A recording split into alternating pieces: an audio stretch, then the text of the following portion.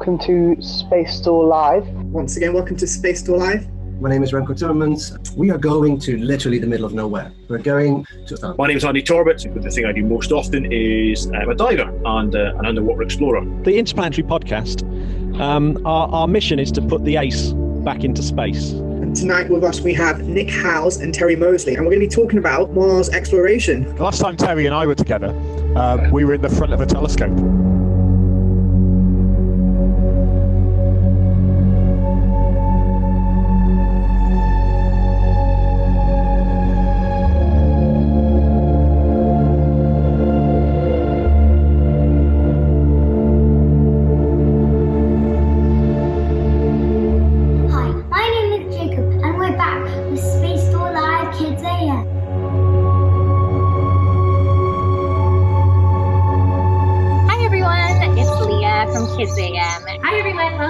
Kids AM. My name is Leah, and this week we are focusing on satellite. Today we are going to be building a model of the Hubble Space Telescope. This week we are focusing on learning more about the solar system.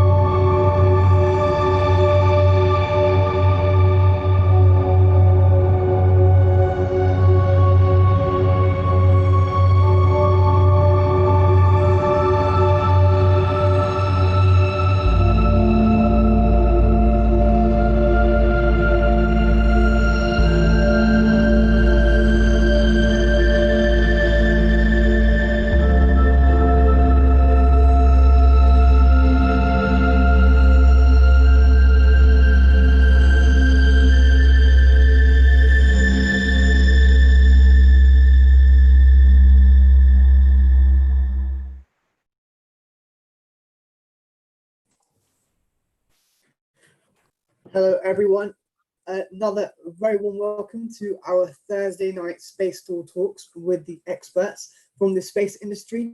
And tonight we've actually got Britain's leading expert in human spaceflight, Libby Jackson. How are you, Libby? Hey, good evening. I'm very well, thanks. Lovely to be here. Thank you so much for being here, and another very warm welcome to all the guests joining us. I hope you enjoyed that intro video of Space Store Live. A warm welcome to Anna, David, Dipali, Emma, Freddie, Julie, Lauren, and Luke. Thank you guys so much for being here. I hope you guys are enjoying the cooler weather if you're joining us from the UK or wherever else around the world. What we're going to do is give everyone a few more minutes to join us. Those of us who are hopping on a little bit late, a chance to get comfortable for another incredible talk tonight, which Libby's going to be taking. So what are you going to be talking about tonight, Libby? Well, a lot of people still, I think of human exploration as a place where men rule. We've just actually seen this weekend Bob and Doug head off on the Crew Dragon, where they met 3 more guys up in space. And it is true that it is a male-dominated field, but it's not always about the boys. And I'm going to shine a light on some of the female contributions that have happened right through the history of human spaceflight, and share some of the unknown stories. These are people that before I wrote my book, I didn't even know about. In some cases, I had to go digging. So it's a joy to share the stories of them and tell you, hopefully, a few things you don't know about the history of human exploration. Awesome. Yeah, I mean, it comes at an amazing time for us where we're all talking about inclusivity, and it's really important that we do mention, understand, and appreciate the kind of contributions that so many inspirational women have given to the industry, and in particular human spaceflight, which, as you said, yeah, we all think of it as the first step for man, a giant leap for mankind, and we forget women who are so crucial to it. It is. I've spent the weekend correcting a lot of media journalists on that, and getting a lot of flack from some people who will say, it means the same thing. What's it matter? And it is true. You look at the dictionary definition, it means the same thing. And I know that when Neil Armstrong back in the 60s was talking about mankind, he meant humankind. That's what was meant back then, in a pretty male-dominated patriarchal society. But it's not really about you and me. It's about our young generation, the people who are still learning the world, who have minds like sponges and can hear mankind and think that that means it's only for men. And all the research shows that diverse workforces in all ways, every different label society wants to stick on you, it's better for everyone. And I'm getting to the end of my talk a bit here, but we'll repeat it again later. It's so true. I think that people should feel free to do the things they enjoy, and not have these labels stuck on them. Black Lives Matter has been absolutely, quite rightly, front and center, and reminding everyone that we have to speak up about these things. And I've been learning that you have to sort of, if you don't say anything, you can be taken as not standing with the people who are fighting the fight. So it's good to speak up about all these things. And I'll stick my hand up and say there's so much more I would like to learn and need to learn about diversity issues in race and the color of your skin and these sorts of things. I talk about gender diversity because it's something I've lived through and I've seen, but there's so much more to it than that. And all of these things do need to be fought and stood up for. And we should live in a place where everybody can just be themselves and aren't judged because of the labels. Definitely, no, I definitely agree with you, and I'm already buzzing for the talk that's up ahead. Another very warm welcome to everyone who's just joining us. Yulia, Winnie, Rosie, Rosanna, Marika, David, Amy, Alex, Anna, thank you so much for joining us. I think it's time to hand over to Libby. I'm going to disappear for a little bit. Just a reminder, if you have any questions throughout Libby's talk, please feel free to send them through the chat and we'll do our best to answer them towards the end of our talk around 6:15. Take it away, Libby. All right. Cheers. Thanks. Like I was saying. So, hey, everyone, and welcome. So, yeah, I'm Libby Jackson. I have been working in human spaceflight nearly my whole career and have always been fascinated by space. And I wrote a book a couple of years ago about women in space. Now, hang on a minute. I've just realized I'm probably not sharing my screen, which is going to be pretty key to seeing this talk. So there we go. You should now be able to see what I'm on about. So I wrote this book called A Galaxy of Her Own. And it was uncovering the stories of women in the space industry, and particularly human spaceflight. It's what I know about. It's what I've always been passionate about. And it was important to write this book because, indeed, let's get to the next slide. There we are. This is what we think about.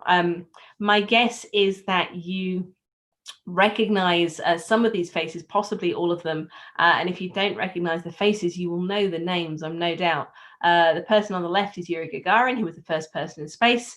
Neil Armstrong, the first person on the moon in the middle. And Tim Peake, the second British astronaut to wear the Union Jack flag up in space.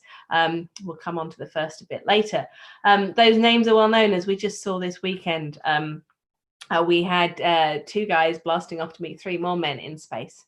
And it is true that still the industry is male dominated, but it's changing. And it's certainly somewhere that is trying to be, and I think, welcoming of everybody from all sorts of different backgrounds.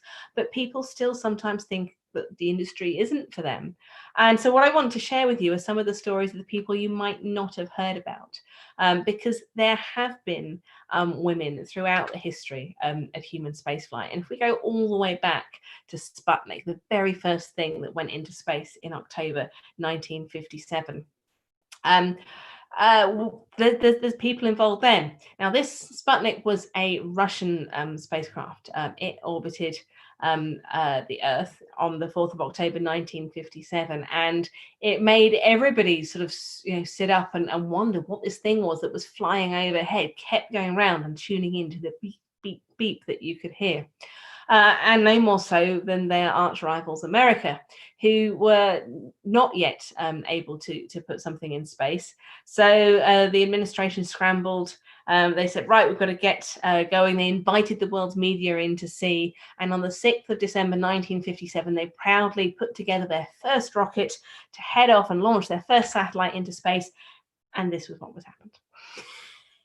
This was the Vanguard test vehicle rocket. It exploded shortly after liftoff. If you can see in the picture, just above the exploding fireball, sort of halfway up on the right, there is a little dot that you can see. It's not a piece of debris. That is the satellite that survived the explosion and landed not up in space, but a few hundred meters away. And you can now see it in the Smithsonian Museum over in Washington. I actually got to see it just last year. It was beeping away, but didn't make it into space. And so they needed to do something else. What happened was that that was the US Navy who were trying to launch that into space. The Army had a rocket that was ready to go. There was also a satellite that had been developed called Explorer 1, but the satellite was a little bit too heavy to go on top of the rocket. But in desperation, they needed to get this into space. They wanted to show that the US could play their part. And so Wernher von Braun, whose rocket it was, knew that what they needed was a better fuel. They couldn't change the rocket, they couldn't change the payload, there was no time. So they needed a more powerful rocket fuel. So they headed down to a company that was known for explosives, munitions, and could make rocket fuel. And they went down there and said, we need your very best person who can invent a new rocket fuel. And the engineers down there scratched their heads and they said, okay, you need Mary Sherman Morgan. And the Army blokes, so the story goes, sort of said, no, we need a man. And they said, no, trust us, you need Mary. Not only was Mary not a man, she also didn't have a degree because she had run away from home when she was young because she loved studying science so much. She got to college, to university to study chemistry, but the World War II broke out. So she left that, took a top secret job, became a complete expert in munitions and explosives, and that was how she ended up working at the company. And so eventually the Army begrudgingly accepted that perhaps Mary was the right person to come up with this fuel. She got her team of engineers together. She looked at all the different formulas and in the end invented a brand new rocket fuel mix, which was called Hydyne. It was tested.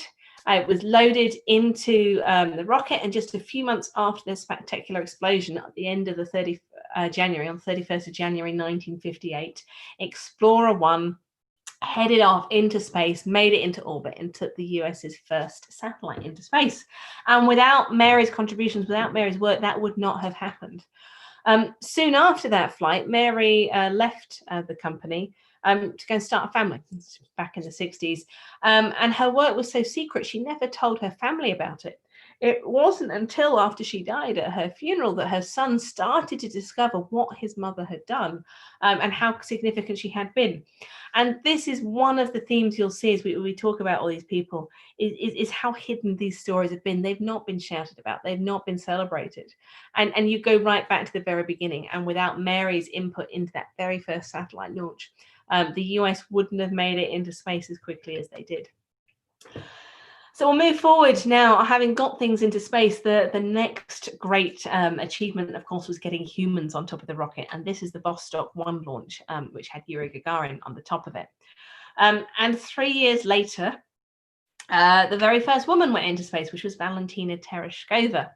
Ever their eye on the prize for the firsts and the kudos and those things that get remembered for many, many years later. I don't think that there was so much equality there, because after Valentina's flight, we didn't see any more women in space for many, many years, and we'll come on to that in a bit. But it shouldn't detract from Valentina's achievements, not least because she was absolutely as qualified as the men. but had to survive in a time when people really doubted that she couldn't be. She was a parachutist growing up. That was how the Soviet Space Forces found her, because you needed to be able to parachute out of that Vostok capsule. Otherwise, you were going to die, because they hadn't yet figured out how to do a soft landing. When Valentina was approached by the Russians, the Roscosmos, by the Soviet space agencies to come along and do it, it was so secret she couldn't even tell her mother. So she wrote to her mother and told her that she was off at a national parachuting training course, and this was what was going on. When she headed into space on the 16th of June 1963, her mother was completely unaware. She didn't have a television. Her neighbors came rushing in and said, Eleanor, your daughter Valentina, she's in space. And she said, no. I've got the letters. Look, she's away at the national parachuting thing. She can't possibly be in space. And they had to drag her apparently to the next door house. And then she saw her daughter on television. Now that flight, though, very nearly ended in disaster when Valentina noticed that the computer on board had been programmed incorrectly. And rather than returning her safely to Earth, it was programmed to send her further out into space and to an untimely death. The software got fixed, Mission Control fixed it, but basically all of the problems that happened in that flight when she came back were blamed on Valentina because she was a woman and you couldn't possibly have had a man make mistakes.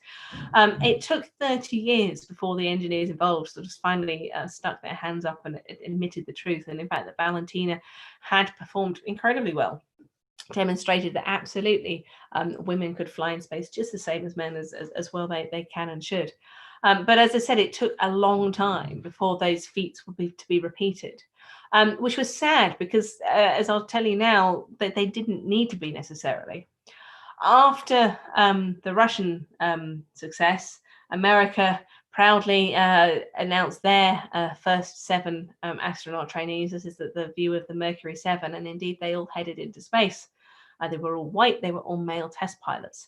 They all had to undergo pretty stringent and hideous testing to prove that they could go into space, because no one knew what to expect when you headed into space. And so the NASA wanted to find test pilots who knew what was going on, who were pristine human specimens.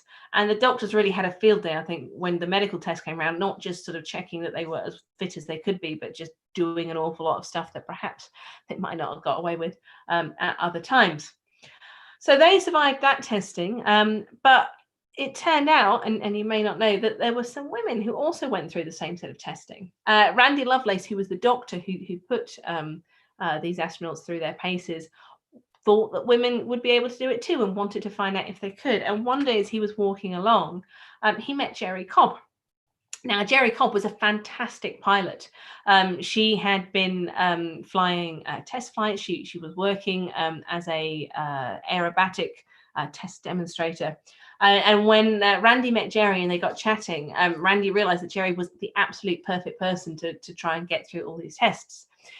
Jerrie, as well as going through the tests herself, rounded up a group of other women who became known as the Mercury 13, and they, on their own time and in their own efforts, went through the same tests as the men. And they passed them just as well as the men. And in fact, some of the reports suggest that they had a higher pain threshold and complained a lot less than the men. So they were absolutely just as qualified as getting in. And some people, some of the women who were going through these tests thought that perhaps this was the precursor to some of them being selected as NASA astronauts, but it wasn't an official program. And sadly, as it sort of carried on, NASA eventually put the kibosh on it, really all the way up to the top. They wanted to focus on the race to the moon. They didn't want the distraction of women. We're so distracting. And so sadly, they never made it through. And again, their names have been lost to history. Wally Funk is one of the ones who's had a bit more coverage here in the UK recently, because Sue Nelson wrote a book on her. And she is still hoping to get into space on Virgin Galactic in the coming years. Jerrie disappeared off into the Amazon and passed her days as a missionary, I believe, unless I'm confusing my stories. I think that's what happened. So we nearly had female astronauts then, but we didn't. And in fact, then the next great adventure in human spaceflight was getting to the moon. This is the Apollo 9 launch, beautiful, beautiful Saturn V that took all the astronauts to the moon. But like so many things in life, they could not have got there without the support of women. Anything that happens in the space industry, particularly human spaceflight, but all of it is a huge team effort, and the astronauts are just the pinnacle, and can't get there without hundreds and hundreds of people on the ground all doing their jobs. And one of the people who did an absolutely critical job in the Apollo flight was Margaret Hamilton. Now, you might have seen this photo. It's done the rounds from time to time, and you might have thought, as I first did when I saw this, that perhaps it was a publicity shot. You know, she's there standing next to all these books. I didn't realize until I really started digging into it. Not only did Margaret Hamilton write this software, she was the team that led it. She invented the term software engineering. It didn't exist before she did. And so without her and her team writing all the software for the command module, that got the crew all the way there to the moon, they would never have got there. One of the loveliest stories I discovered about Margaret as I was researching her was that she often took her daughter called Lauren to work. There was a demonstration model of the computer in the lab, and Lauren was playing with it. And Lauren managed to crash this computer. Now, Margaret, quite rightly, very worried, rang NASA up and said, I found a problem. You know, my daughter's been able to crash the computer. And NASA said, nah, don't worry. Astronauts, they're not like children. They're never going to do it. Lo and behold, on Apollo 8, Jim Lovell did exactly the same thing, and Margaret Hamilton had to rush into mission control and explain how to sort it out. So that picture, if you ever see it, it is not just a publicity stunt. That is her team's code, and it is that code that got the astronauts all the way to the moon. Now, that was the code. Of course, that was the instructions. Those instructions had to be turned into the programs that ran on the computers now. And back in the 60s, you didn't have smartphones, you didn't have solid state hard drives. You know, delicate disks were not going to survive the vibrations of launch. And so the engineers came up with a really clever way of literally hard coding the ones and zeros into disks using rings and wires. And they did it with rings and copper wires. And if a copper wire went through the middle of it was a zero, and if it went around the outside, it was a one, or vice versa. I probably got that back to front, but it was just the wire routing that described whether it was a one or a zero, and that all put together, and that ran the code that Margaret had written. To put all this together was a very, very fiddly job, and the engineers knew that they needed people with dexterity. They needed people with great attention to detail, and they turned to the watchmakers in Massachusetts. These were the team that did it. It was in Waltham, Massachusetts, and the women of the teams up there came from the world of watchmakers, and they were so diligent, so great. They took months and months to weave all this what was called rope memory, and they were so important to the moon efforts that they were paid to sit there and do nothing. Because if they were worried that if they went back to their watchmaking jobs, they wouldn't be there when they needed the skills to put this rope memory together. They were so important, and their names basically got lost into history. When I was writing the books, I was trying to find out about them. They were known colloquially as the little old ladies. They weren't little or old. They were very, very competent at their jobs. Some people think this is where the original LOL term came from. In other areas, particularly when you look at the spacesuits that were also built by women, seamstresses, their names have been dug out of history. But Raytheon, you can see in this image here, their website just says, we're not interested in finding out who these are. They've got sort of statements that say, please don't contact us. We're basically not fussed about our history. And it was so sad, because in the book I have beautiful illustrations that I should shout out the London College of Communications for doing, and quotes from all the women that I'd gone and dug out of interviews they'd given, first-hand quotes somewhere. And I wanted to give these little old ladies a voice and a name. couldn't find anything anywhere. Right before we went to print, I finally managed to dig out a BBC interview where there was a name of one of them. It was Mary Lou Rogers.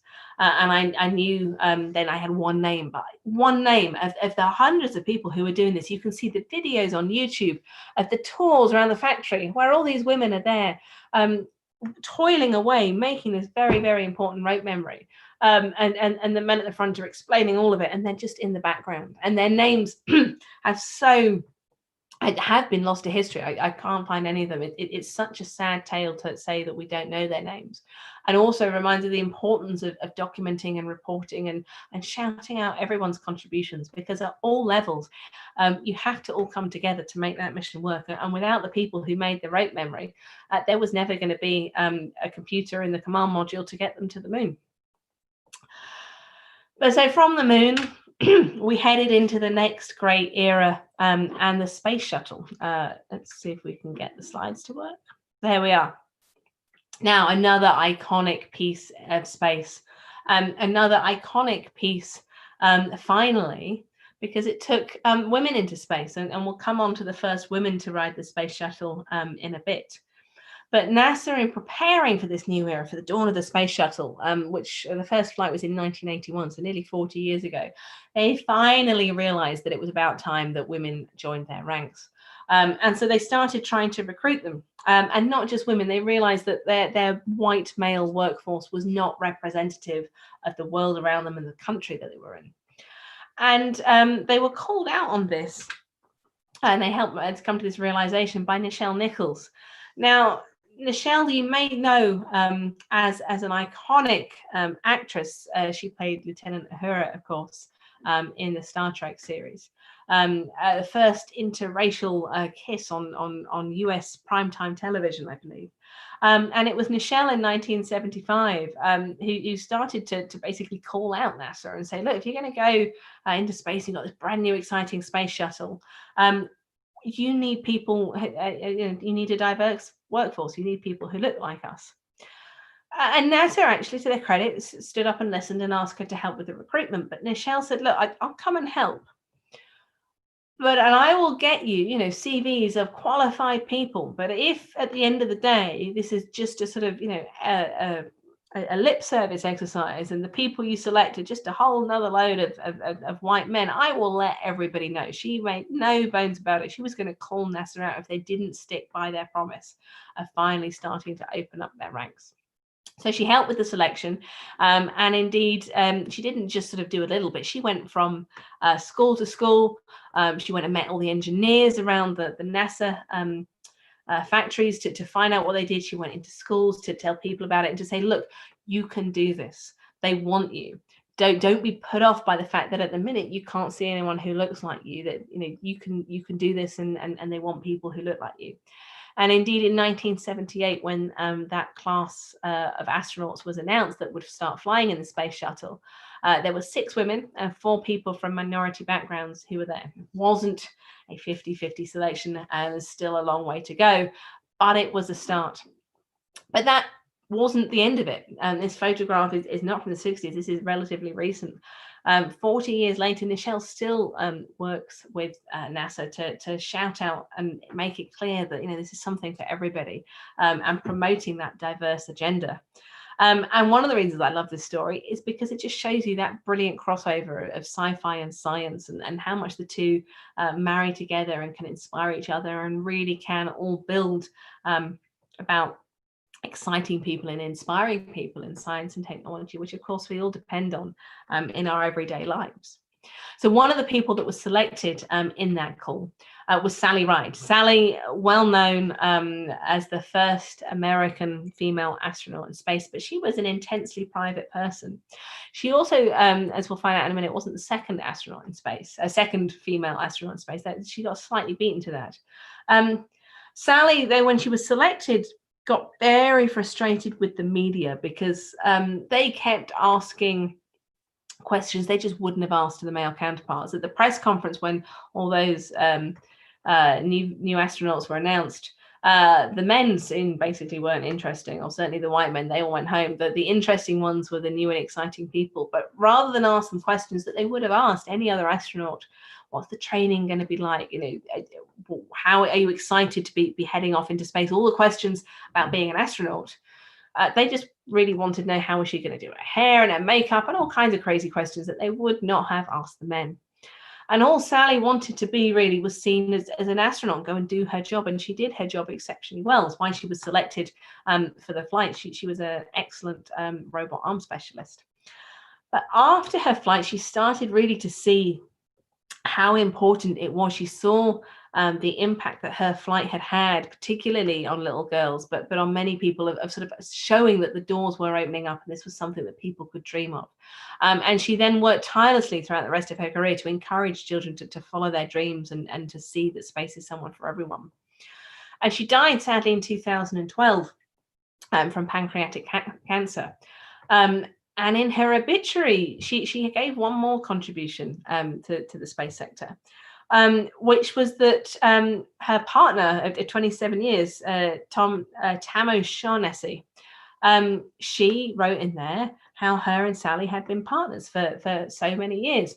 And I was reading this and go, great, Sally, they're not only a role model for women, but leading the way and is gay. And I thought there must be other gay astronauts out there. And when I wrote the book a couple of years ago, I could not find any other evidence at all.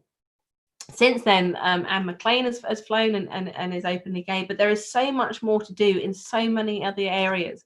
It's not just gender, of making sure that we are inclusive and diverse, and that everybody is welcome to come into the space industry. That the fact that Sally felt she had to keep it private was her choice, but also worth questioning and understanding, why did she feel that way, and how was she growing up, and what would it be like today if she was still here. So there's so much to learn about Sally and the things that she stood for. And she was a fascinating individual, and I didn't know any of that when I started researching the book. But as I said, Sally wasn't the second female astronaut in space. The Soviets, ever with their eye on those goals and those achievements, as soon as they started hearing that NASA were going to recruit women, they decided that it was about time that they did as well. This was the Salyut 7 space station. This was one of their early space stations. And the second woman in space flew to that twice, was Svetlana Savitskaya. She beat Sally into space by just a few months in the end. And also then beat Catherine Sullivan into space as the first woman to do a spacewalk. Again, the Soviets wanted to grab that prize, and you can see Svetlana here doing what was perhaps a slightly ill-advised spacewalk. You look back at what it was. They were getting her out there to do welding, and it was far more about, I think, claiming the prizes than it was any kind of understanding that, again, diverse workforces are good, that women are just as there as should belong, quite rightly, just as the men do. Poor Svetlana had just as much flack, even more so than Sally did. When she first got to Salyut 7, her male crewmates basically pointed her at the kitchen and gave her an apron, and she was never unflappable. She very coolly replied, "Hey, I thought you would. You're the hosts." So she got on with it, but did have, as they exactly the same sort of flack as Sally. And they were actually, one of my favorite stories I discovered, able to talk about that briefly. A few years after Sally's flight, she was at the International Astronomical Congress, which at that time was taking place in Hungary, in Budapest. And there were some diplomatic tensions at the time. The Russians, I think, had shot down a US plane, and so Sally was under strict instructions not to speak to any of the Soviets. But was in a sort of a gathering, and suddenly there was a tap on her shoulder, and she looked round, and it was Svetlana. And she remembered her official instructions and sort of made her excuses and left, but realized afterwards that she would actually dearly love to talk to Svetlana. So she asked her Hungarian translator. She said, "Oh, I really would have liked to have done that," and he nodded and smiled. Anyway, later that night, her Hungarian translator invited Sally to a party his place. And when Sally got there through the dark rain, it was like something out of a spy novel. There was Svetlana, and the two of them were able to share one evening together, sharing stories, knowing, there were only three people, the other being Valentina, what it was like to be a female astronaut in space at that time. They never did meet again, to my knowledge, but they sort of both cherished that evening. It was a fabulous story of how the two of them met. The Russians, though, the Soviets, Russians, still, as they didn't really get the hang of sending women into space, they have still to date only had 4 female cosmonauts. But the Mir space station was visited by women. And the first woman to go into space, who first to visit Mir, the first non-US, non-Russian person, female in space, was none other than the first British astronaut, which was Helen Sharman. I think people know her name. We've certainly, with everything that went on with Tim Peake, the media did like to forget about Helen and try and write her out of the history books. But even if you remember Helen Sharman, I don't think everybody realizes how significant the flight was, because, as I say, she was the first non-Russian, non-US woman into space. And Helen would really describe her upbringing as very ordinary. And I think through the selection process, she never thought she would get it, but the further she got through, she was more determined to show that she could do this. But right up until the end, this was a flight that was enabled and in the end purchased through the Soviets, and you've seen their attitudes to women. And I suspect that Helen really never thought, as it was a very public selection process. Everything got whittled down, a bit like a early version of the X Factor. That she became the last woman left in the running, and they were going to have to send 2 people to Russia to train. That they'd never send a woman. In the end, Helen was selected, and she was absolutely the best person for the job. She spent a week in space in 1991, and her flight should be celebrated and remembered. It was sad that following that flight, the UK government really didn't see the benefits of human spaceflight. It didn't at the time. Her flight wasn't a government-supported flight. It was an idea from UK space industry to sort of club together and try and sponsor this mission, and that the finances struggled at times, and it looked like it wasn't going to happen, and that the flight in the end was saved by the Russians, and Helen was able to go into space that way. So there's so much more to her flight. If you don't know about her flight, I do recommend her book, well worth reading. So I'm going to fast forward now to the next great space station, the International Space Station.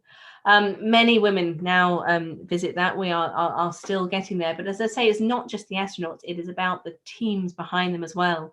And I was lucky enough to work in mission control, and really that's my first love. And I thought I'd very briefly tell you the story of Ginger Kerrick. Now, Ginger grew up like me, actually dreaming of space, and she remembers writing to NASA, asking her, how do I get to become an astronaut? She dreamed of being an astronaut. And they said she had to work hard and study science and maths. She did that as soon as she could. As soon as she graduated, she got a job at NASA teaching astronauts. But her heart and her soul was to be an astronaut. And she applied to be an astronaut as soon as she could as well.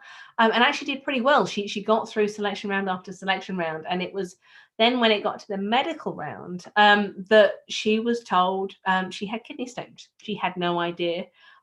Never, ever knew about it. Wasn't a problem, but it was enough to disqualify her from ever being an astronaut.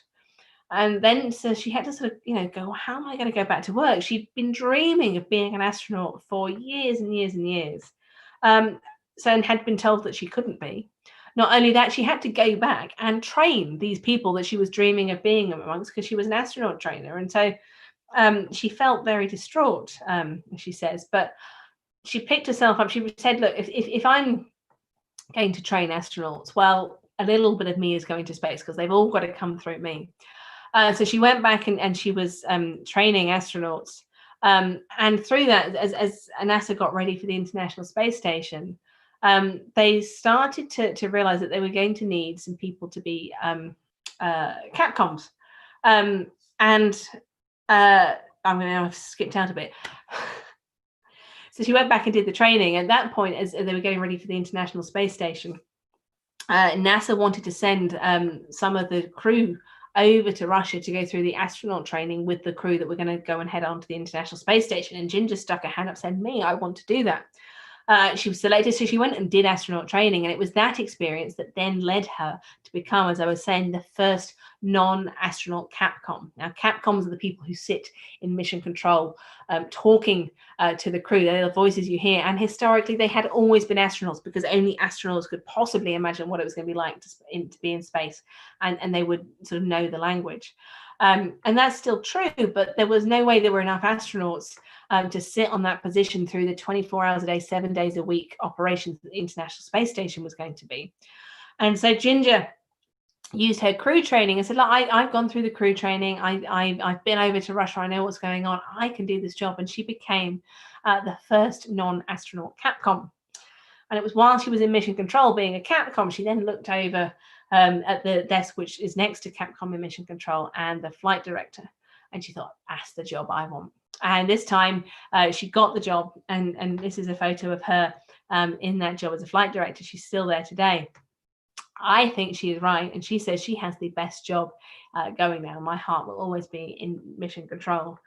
And there are over 500 people been into space. We're up to about, I think, 520-ish now. There have been fewer than 100 flight directors in the history of spaceflight. So the flight directors are even more special than the astronauts. They have a ring-size seat. They have the responsibility for the whole space station, the safety of the crew on there. And Ginger, you can find it on YouTube, she gave a great address to her university. And she looks back, she goes, you never know where life is going to take you, the twists and turns, the bumps, and you keep going, and dreams can change. And she's so glad that her life didn't work out the way it had, because otherwise she'd never have the best job in the world. And being a flight director, she'd be stuck in space. So you never know where things are going to go. So we really are now at a sort of dawn of a new era. I keep talking about this in media interviews of what's going on in space operations. And the sort of two exciting things to this. The first is China. They are there. They are talking about a space station. They've put women in space, and Liu Yang was the first Chinese astronaut, taikonaut, to fly. But we don't know much about her. The Chinese are very secretive. And it was not until right before they flew that we discovered that Liu Yang would be the first person there. She is supremely qualified, but she heard the selection that the Chinese taikonauts had to go through put the US Mercury ones pale into insignificance. Not only did she have to be a military test pilot, which she is, not only did she have to be fit as a fiddle and not have any scars on her body, she had to have the right accent. She had to have not given birth. It was ridiculous for the selection that they went through. But Liu was there, and say she was the first Chinese woman in space. We don't know if she's going to fly again. I hope we see her fly. I hope we see more women fly to the Chinese space stations. But they have big plans. They are talking about their own space station. They have plans. They really are perhaps in a space race with America again. So watch this space. That is an exciting time. And the other thing, bringing us bang right up to date and everything that was happening at the weekend with the Crew Dragon launch, I want to mention Gwynne Shotwell. Now, you know, I'm sure Elon Musk's name. SpaceX is synonymous with him. And he may be the founder and he's at the top, but the person who has to deal with all of his mad craziness and make his occasionally, I think, hyperbolic statements a reality is Gwynne Shotwell. She is the Chief Operating Officer of SpaceX. And I love her story because when she was growing up, she loved science and maths. She loved problem solving, but she was really worried about pursuing them because she was worried about being a nerd. And she thought it wasn't cool. And her mum took her to an event where she met engineers, and she started to see that this wasn't a strange job and it was exciting. And she gained the confidence to go and pursue it. And she joined SpaceX in 2002. And 6 years later, she was president, and she's responsible for day-to-day operations, is right there behind the scenes. and now has, I think, the coolest job in the world, and anyone would look up to her and go, oh, this is cool. So it sort of shows you don't worry about not thinking it's cool. You've got to have the ambitions to go with what you believe in. SpaceX are also renowned for failures. There was another big explosion of their hopping big rocket. Had another explosion at the weekend. They push them because you learn from those failures and you move on, and that's something that Gwynne talks about a lot. And we're all going to have to learn from all of these if we're going to get to where the big destination is, where human spaceflight is looking at. And indeed, SpaceX have their eyes on the prize, which is Mars. And it's going to need people from all sorts of different backgrounds and all sorts of different roles and to get there. And the thing I really learned from all of the women in the book and from looking at these, all of them, I think, shared a common thing, which is that they did the things that they enjoyed doing. And they found from different places the courage, the support, the passion to do what they believed in. And they didn't listen to people who told them through the years that they couldn't or they shouldn't or it wasn't the right thing for them. And that's so important and something we can all learn from. And one of the reasons I've become so passionate about this is this picture. And I love this because it sums up what we should be doing. And this was a little girl who I know to much my niece. And she loves, growing up, has loved space and toys, toy cars and football and all sorts of things. And it was her who just one day saw this book for my favorite stories for boys, and she just unprompted went and stuck on and girls. And I love that. And that's what we should all be doing. But I'm also seeing through her eyes how quickly, when she got to school, she started learning that the world doesn't perhaps see it the same way she did. And she was questioning whether things were for, girls and boys could do the same thing. She was sort of starting to be taught that some things weren't for girls. And we're trying to support her and show her that that's not true, that everyone can do everything, but it is still out there. And so I love this picture because it's what we should, I hope, all be striving for, is that everybody can see everything that they do. And if we do that, and everyone does the things they'll enjoy, we'll have a great diverse workforce. And then when we do send humans to Mars one day, who knows who will be there and what the crew will be. The team supporting it will be a hugely diverse team, and the right people will be there doing the right jobs. One of the things people ask is when you select astronauts, should you select on gender? No, you should always select for the right attributes, and gender shouldn't come into it. Just like everything else, the labels that society sticks on us shouldn't come into it. People should be free to do what it is that they enjoy doing, they want to do, free from all those labels. And so I leave it there with this vision and this hope that we will be heading to Mars, and that we will in time all be a part of that. We all come together, and who knows what the future holds for us. Yeah, thank you so much, Libby. I mean, that has been incredibly inspirational, and I've learned so much that I'm sure the audience and I didn't know before about women in space and how much of a crucial role they've played.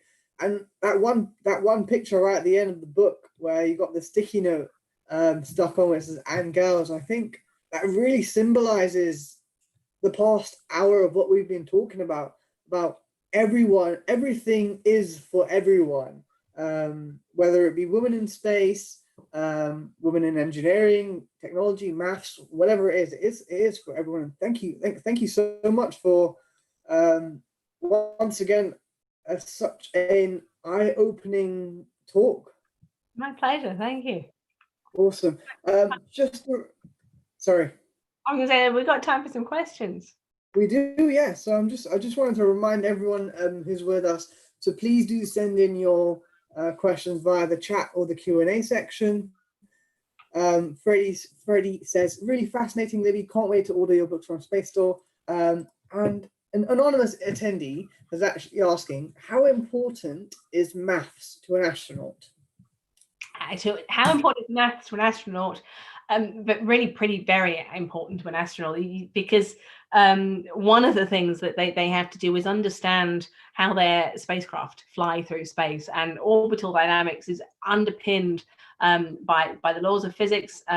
Sir Isaac Newton, of course, sorted that out, as did Kepler, and that's all maths. But what I will say is that it's not important to everybody who works in the space industry. And so it's one of the things I think people think, oh, I have to do these things to go and work in the space industry. And that's not true, because it's an industry that covers the entire breadth of, like any industry. So as well as the people designing the spacecraft, the astronauts, the engineers, the scientists, we have people who are space journalists. There are people who are working in exercise devices that astronauts might fly. We have people who are doing research into health benefits that we learn about in space that help everybody back here on Earth. You've got people in government who are making policy in space. There are so many different things you can do in the space sector without doing science and maths. So I don't know which way that question was going, but if maths is your thing and you enjoy it, go and do it. If it's not, some basic maths in everyday life, I think, is good for us, making sure that we don't get charged too much at the supermarket. But don't worry about it. If the space sector is your dream and maths isn't right up your street, there are still ways into it. Definitely. I hope that answers your question. Another really interesting question, actually, from Marika. Thank you for your question. And Marika asks, was women's training more rigorous than men's, as they were seen as weaker figures potentially? To my knowledge, they all went through the same training, and they still do now. So it was, I think, just as rigorous is really the right answer. One of we can get into the spacesuits that get selected, and there was a whole thing around the spacewalks and the first all-female spacewalk and so on. It's a really interesting question, is because physically your average female is different to your average male. How that does, and I don't have the answer to that. But certainly they were all put through their paces as astronauts need to be. But the ones who are selected are as qualified as the men. There is, to my knowledge, no differences there. They all can pass the same tests as well as each other. Yeah, I hope that answers your question, Marika. And just a little thing to add was, I was just thinking that whoever these decision makers are, because of the history behind it being a male-dominated role, there would just be that sort of consciousness that can this female do the same thing? Do you think? How much do you think that played a role in the decision making? You read some of the stories of the early, let's say the first female astronauts, Sally Ride and her counterparts, and Catherine Sullivan and others. And they certainly had some interesting experiences, and you saw them. I think that they found, even sitting in meetings, that they would be treated differently as a male, even though they were an astronaut, they were a female astronaut, and it sort of, some people went, oh, so you can't know anything, which is really silly, and they sort of shared stories and banded together, but slowly people did see them as the same, but they did have all kinds of things to fight against at the beginning, because they just hadn't been there, and so didn't have the facilities and the changing rooms and all kinds of different things. Definitely. No, thank you. I hope that answers your question, guys. We've got, as you know, we're also running a live stream on YouTube. We've got a question coming in there from Steve, who asks, what advice do you have for men to be advocates for women in space? Oh, that's a wonderful question. To me, one of the biggest things we can all do is use inclusive language. That is, say, a fight I was having. I think I spoke a bit about this at the beginning. talking about manned spaceflight, and we can all shout that out, and we can all do well. The other thing I think everybody can do is just make sure, and I think this goes right across the board, not just space sector, to be inclusive in their comms and the imagery that is projected. And I saw the SpaceX launch is always there front and center. I got into another huge Twitter spat at the Falcon 9 Heavy launch when they sent their cherry red Tesla off towards Mars, because SpaceX had some views of the cheering crowds at Mission Control, and the people, not I think who were there, but the people who had barged their way to the front were all white men. And it really jarred when I saw that, and thought, oh, come on, you know, you can do better than that. I know there are fantastic women who are working in SpaceX, and we have to be representative of who we are, but let's try and just remember that we can show diverse workforces and balanced workforces in our imagery, because it encourages more people to be there. I was at a space conference as well, and there was a wrap-up video of it, and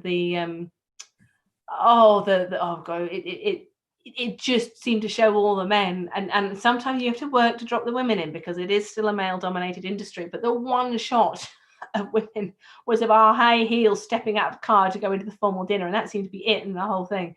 And the men to champion that, to be aware of that, and not just gender diversity, but all of that, for us all to have a look out for all of those things. And I think try and do something in terms of the communications and showing that places are inclusive. It helps encourage the pipeline to change. We've got to respect and support the workforce we've got now, but we want to, the way we're really going to get it more diverse and inclusive in the future is by supporting the pipeline that are coming up and helping them really see that this is something that they can do. Yeah, I think that's exactly it. You've got you say it perfectly, where we have to kind of encourage the next generation of female astronauts, female engineers, or just females working in the space industry through the messages we give off through our communications, whether it's the media, newspapers, and of course social media, such an incredible tool we have. I think you say it perfectly, where we really need to, the people who are in charge of kind of putting these images, the messages, the terminology we use out there, really need to have a hard look at the contributions and kind of the inclusivity, and think about how they portray it, because essentially they're giving off inspiration that will last the next 50 years and will impact people's lives. And you go right back to the research, and I've seen it firsthand. It is so early on. We all ask, are you having a little girl or a little boy, when someone says they're having a baby, and society then starts instantly. You get pink cards and blue cards, and you get the dinosaurs and the cars on the blue jumpsuits under the label in the shops that say boys, and then you get the frilly pink tutus.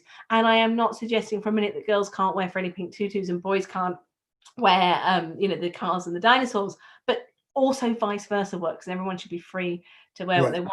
And if we challenge that, then slowly we will see the changes that we all want to see, to open it up and say and more diversity, and it's not just about gender, it's about all of those labels, and we can do things. So I also, big shout out to anyone, if you haven't seen the BBC program No More Girls and Boys, which tried an experiment on that back in primary schools, you see how powerful it is and how much unconscious bias there is in all of us about how we talk about things, what we project onto young people, and what we encourage them to do and not do.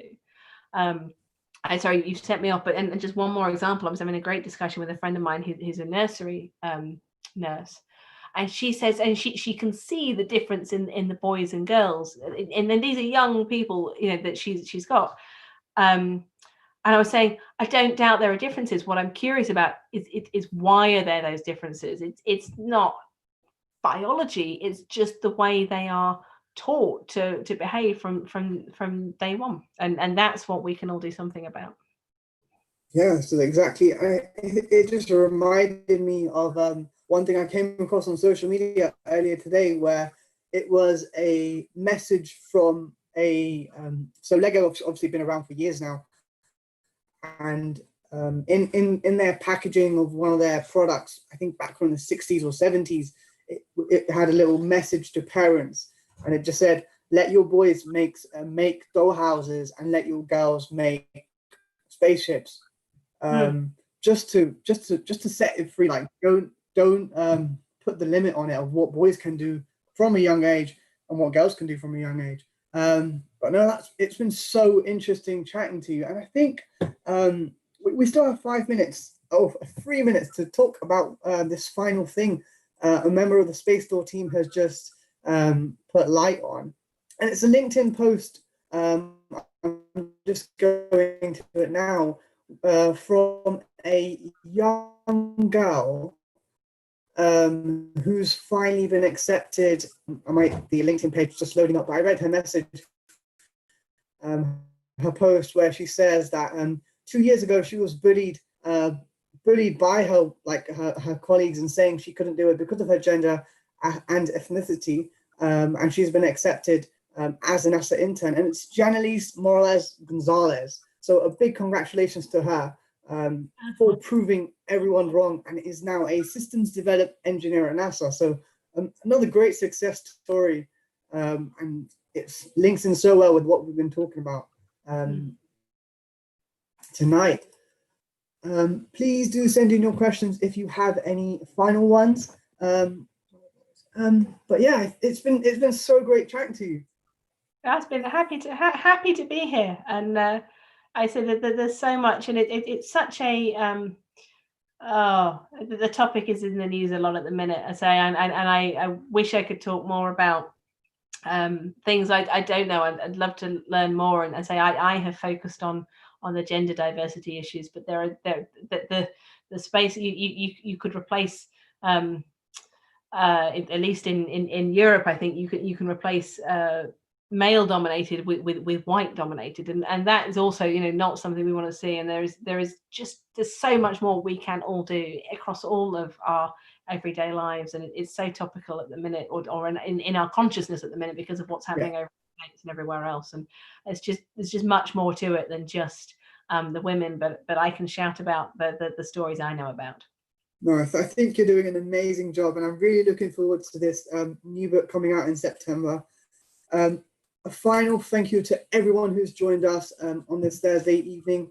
Do remember, we have talks like these every Thursday afternoon or evening at 5:30. Yulia Akisheva, I'm really glad you enjoyed it. She just wrote a special message to us saying she really enjoyed it, and we need more of these talks to be given to the space community. We are working on it, so please do shout and share these talks wherever you can. Remember, if you missed it, you can watch this back live, not live, you can watch it again on our YouTube channel.